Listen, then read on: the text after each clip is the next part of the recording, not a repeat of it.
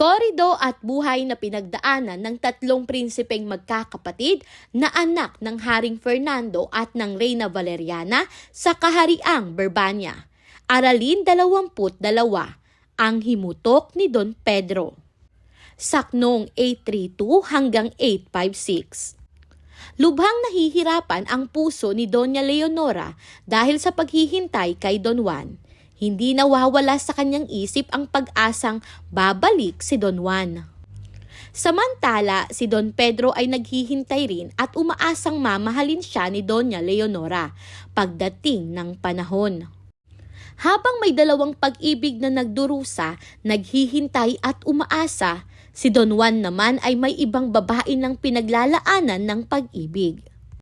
Unang tanong, kung ikaw si Doña Leonora, paano mo haharapin ang paghihintay at kawalan ng kasiguruhan sa pag-ibig? Pangalawang tanong, makatarungan ba na umasa si Don Pedro sa pag-ibig ni Doña Leonora kahit alam niyang si Don Juan ang minamahal nito? Bakit?